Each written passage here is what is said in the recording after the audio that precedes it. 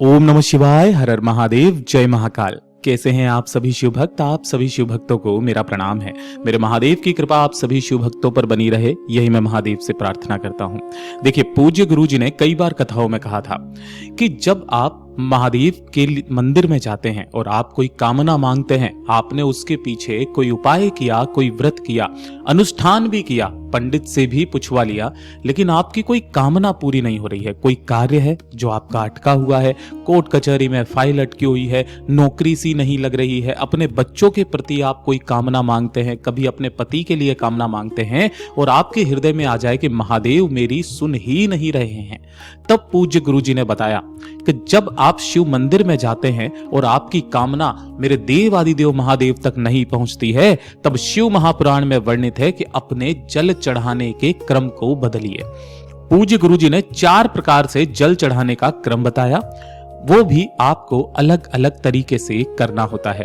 पूज्य गुरु जी ने कहा, जब आप अपनी कामना की इच्छा की पूर्ति के लिए करते हैं, तब आपको अलग प्रकार से जल समर्पित किया जाता है। जब आपकी कामना अपने बच्चों के प्रति होती है, तब अलग तरीके से जल समर्पित किया जाता है। और जब आपके जीवन में कुछ दुख, कुछ कष्ट चल रहे हैं, बीमारियों ने घर बनाया हुआ है, दवाइयां असर नहीं कर रही है, तब आपको अलग प्रकार से जल समर्पित करना होता है। और जब आपके हृदय में आ जाए कि महादेव मेरी सुन ही नहीं रहे हैं, सब कुछ करके देख लिया आपने, आपके उपायों का व्रत का फल नहीं मिल रहा है, तब अलग प्रकार से जल समर्पित किया जाता है।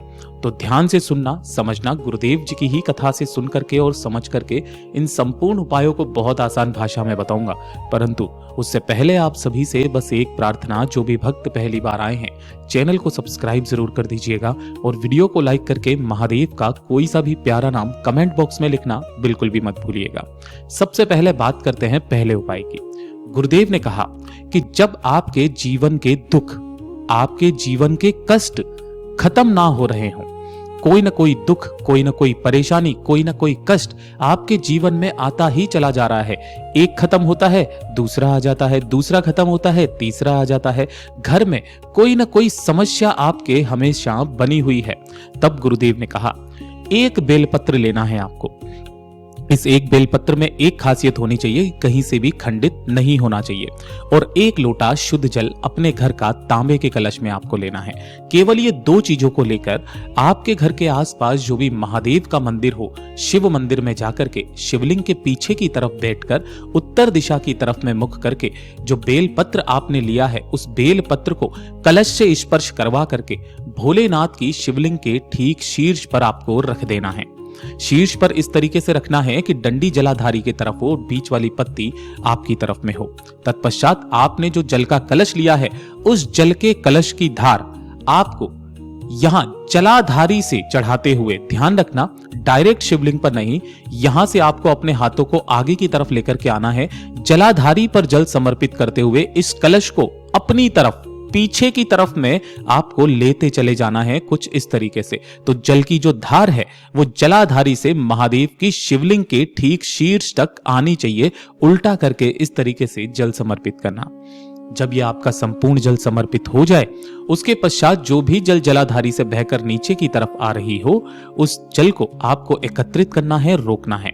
बाबा से निवेदन और कामना करके जो बेलपत्र आपने शिवलिंग पर समर्पित किया था, उस बेलपत्र को फिर से वापस उठा करके इसी वाले जल के कलश के अंदर ही आपको डाल लेना है, और इसी वाले जल को और बेलपत्र को लेकर अपने घर पर आकर के इसी बेलपत्र से संपूर्ण घर में आपको सबसे पहले चौखट पर और आपके सभी कमरों में इस जल को छींट देना है। पूज्य गुरु जी ने कहा था, जिस माह की जो प्रदोष पड़े, जो शिवरात्रि पड़े, जो पूर्णिमा पड़े या जो अमावस्या पड़े, इन तिथियों के दिन इस उपाय को सिर्फ करना स्टार्ट कर दीजिएगा। आपके घर के सारे दुख और संकट तो खत्म होंगे, आपके जीवन में जो परेशानियां चल रही हैं, वो मात्र इसका एक बूंद आचमन करने मात्र से आपकी समस्याएं खत्म होने लगेगी। ये पहला उपाय जो पूज्य गुरुजी ने जल चढ़ाने का बताया। दूसरा उपाय जो पूज्य गुरुजी ने जल चढ़ाने का बताया, वो कहा कि जब आपके जीवन में बीमारियां बहुत ज्यादा चल रही हो, कोई ना कोई ऐसी बीमारी है, कोई पुराना रोग है जो आपका खत्म नहीं हो रहा हो, एक के बाद एक रोग चलता हुआ आ रहा है, दवाइयां चल रही है, दवाइयां असर नहीं कर रही हैं, तब अपने जल चढ़ाने के क्रम को बदलिए। वही एक बेलपत्र आपको लेना है और 1 लोटा शुद्ध जल। बेलपत्र को महादेव की शिवलिंग के ठीक शीर्ष पर अवधूतेश्वर महादेव का नाम लेकर के समर्पित कर देना है। संपूर्ण रूप से जब आप इस बेलपत्र को समर्पित कर देंगे, उसके पश्चात अब आपको शिवलिंग के पीछे की तरफ नहीं, इस साइड में आपको खड़े होना है। यहां से खड़े होकर जो जल का कलश आपने लिया है, उस जल के कलश की चढ़ाने का जो धार का जो क्रम है वो बिल्कुल अलग हो जाता है। यहां आपको जलाधारी पर जल समर्पित करते हुए यहीं से जल की धार को जलाधारी के चारों तरफ कटी भाग से होते हुए वापस से इसी स्थान पर आना है और इसी स्थान पर आने के पश्चात फिर से वापस आपको जल की धार को महादेव की शिवलिंग तक लेकर के जाना है। मैं आपको एक बार फिर से बता दूं, कलश को जलाधारी से घुमाते हुए आपको शिवलिंग के कटी भाग के चारों तरफ से घुमाते हुए जल की धार लगानी है। जल की धार टूटनी नहीं चाहिए। वापस से जलाधारी पर आकर के फिर से वापस इस जल की धार को माता अशोक सुंदरी से होते हुए महादेव की शिवलिंग के ठीक शीर्ष तक लेकर के जानी है। जो भी जल जलाधारी से बहकर नीचे की तरफ आकर के गिरे, उस जल को आपको एकत्रित करना है, रोकना है और इस एक बेलपत्र को उठा लेना है। एक चीज का ध्यान रखना, जब आप इस जल को समर्पित करेंगे तब आपको द्विजेश्वर महादेव का स्मरण करना है। द्विजेश्वर महादेव के नाम से यह जल समर्पित किया जाता है। जल और बेलपत्र को लेकर अपने घर पर आना और उसी रात्रि को 12 बजे सबसे पहले अपने घर के मंदिर के सम्मुख में खड़े होकर उस बेलपत्र को चबा चबा करके खा लेना और उसके पश्चात जो जल आप लेकर के आए हो उस जल का आचमन कर लेना। केवल 2 से 3 प्रदोष या फिर शिवरात्रि या पूर्णिमा या अमावस्या आप कर लीजिए, या फिर जो सोमवार पड़े उस सोमवार के दिन आपके शरीर की समस्याएं धीरे धीरे करके समाप्त होना शुरू होने लगेंगी। उसके पश्चात तीसरा उपाय पूज्य गुरुजी ने बताया था। जितनी भी माताएं बहनें हैं, मेरे इस वीडियो को ध्यान से सुनना और समझना।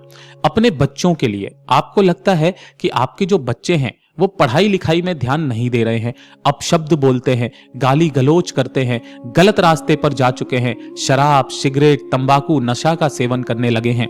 एक छोटा सा काम करना, एक बेलपत्र आपको लेना है जो कुछ इस तरीके से होना चाहिए और जो 1 लोटा शुद्ध जल आप लेंगे, इसके अंदर मात्र थोड़ा सा आपको गंगा जल मिला लेना है। ठीक है, गंगा जल के साथ में आपको थोड़ा सा लेना होगा शहद। ठीक है, शहद आपको अलग से लेना है, इस चीज का ध्यान रखना। उसके पश्चात जो भी बच्चा है अगर आपके आसपास में है तो उसके हाथ से इस कलश को स्पर्श कराकर भोलेनाथ की शिवलिंग के ठीक शीर्ष पर पहुंचना है। जब आप भोलेनाथ के शिव मंदिर में पहुंच जाएंगे, यहां पहुंचने के पश्चात शिवलिंग के पीछे की तरफ आपको आसन लगाकर बैठना है, जिससे आपका मुख उत्तर दिशा की तरफ में हो जाएगा। सबसे पहले जो आपने शहद लिया है, उस शहद के लेपन को भोलेनाथ की शिवलिंग के ठीक शीर्ष पर, पूरे पर नहीं कर सकते तो केवल और केवल आप शीर्ष पर लगा दीजिएगा। शहद को लगाने के पश्चात जो आपने एक बेलपत्र लिया है, उस बेलपत्र को इसी शिवलिंग के ठीक ऊपर, शहद के ऊपर ही आपको उल्टा रख देना है, अपने बच्चे का नाम और गोत्र बोल करके। जब आप इसे रख देंगे, उसके पश्चात 1 लोटा शुद्ध जल जो आपने लिया है, उस 1 लोटे शुद्ध जल को यहां पर श्री शिवाय नमस्तुभ्यम मंत्र का स्मरण करते हुए, किनके नाम से करोगे? श्रम्भेश्वर महादेव के नाम से। श्रम्भेश्वर महादेव के नाम से इस 1 लोटे शुद्ध जल को समर्पित करना।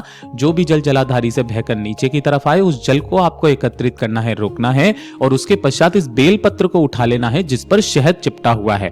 बस घर जाकर के अपने बच्चे को इसी बेलपत्र को किसी भी तरीके से खिला देना। चाहो तो आप इसे पीस करके रोटी में मिलाकर, सब्जी में मिलाकर खिला दीजिएगा और उसके पश्चात इस जल को पिला दीजिएगा। ये वाला उपाय पूज्य गुरुजी ने बताया था। 5 प्रदोष का क्रम रहता है या फिर 5 सोमवार का क्रम रहता है। जो भी भक्त इन उपायों को करना स्टार्ट कर देता है महाराज, उसका जो बच्चा है वो उसके पश्चात उसे कहने की जरूरत नहीं पड़ती है, वो अपने आप सही रास्ते पर आ जाता है। पूज्य गुरुजी का बहुत अद्भुत और रोचक उपाय है, जरूर कीजिएगा। और सबसे अंतिम उपाय जो पूज्य गुरुजी ने बताया कि जब महादेव आपकी कामना ही स्वीकार नहीं कर रहे हैं, महादेव आपकी सुन नहीं रहे हैं, कोई कामना है, कोई इच्छा है जो पूरी नहीं हो रही है, एक छोटा सा काम करना, 1 लोटा शुद्ध जल और 1 बेलपत्र लेकर के भोलेनाथ के मंदिर में जाना है। शिवलिंग के पास में, शिवलिंग के पास पहुंच करके जो बेलपत्र आपने लिया है भोलेनाथ की शिवलिंग पर समर्पित कर देना और जो 1 लोटा शुद्ध जल है उसमें से सबसे पहले थोड़ा सा जल भगवान गणेश जी के स्थान पर, थोड़ा सा जल कार्तिकेय जी के स्थान पर, थोड़ा सा माता अशोक सुंदरी के स्थान पर और थोड़ा सा कटी भाग के चारों तरफ आपको जल समर्पित करना है। अंत में जो आप जल शिवलिंग पर समर्पित करते थे, इस बार आपको शिवलिंग पर जल ही समर्पित नहीं करना है। क्या करना है? एक दीपक लेकर के, जो अंत में थोड़ा सा जल बचता है, उसे लेकर किसी भी बेलपत्र पेड़ के पास में जाना है। आपके घर में अगर किसी गमले में कोई बेलपत्र लगा हुआ है तो आप उस पर भी इस उपाय को कर सकते हैं। सबसे पहले एक दीपक यहां पर प्रज्वलित करना, अपनी कामना कह करके, और जो अंत में जल बचा है वो जल आपको बेलपत्र पेड़ की जड़ों में समर्पित करना है। गुरुदेव ने शिव महापुराण की कथा के दौरान कहा कि जब किसी भक्त की कोई कामना पूरी नहीं हो रही हो और वो माता रानी के हस्त कमल के कटी भाग के चारों तरफ जल को समर्पित कर दे, तब महादेव ने खुद मैया पार्वती जी से कहा था कि हे पार्वती, तुम उसको 1 गुना नहीं 2 गुने फल की प्राप्ति देना कि मेरा भक्त मेरे मंदिर से रूठ करके जा रहा है, आज उसने मेरे ऊपर जल नहीं समर्पित किया क्योंकि मैं उसकी कामना पूरी नहीं कर पाया। हे पार्वती, तुम उनको डबल, उनका जो भी 2 गुना फल है वो प्राप्त करवाना। पूज्य गुरुजी ने कहा इस वाले उपाय को सिर्फ और सिर्फ जो भी प्रदोष पड़े उस प्रदोष के दिन करो, फिर देखिएगा महादेव आपको कैसे संभालता है। पूज्य गुरुजी के ये सभी उपाय बहुत ही ज्यादा खास और अद्भुत है, जरूर कीजिएगा। वीडियो पसंद आए तो लाइक करना, चैनल को सब्सक्राइब जरूर कीजिएगा।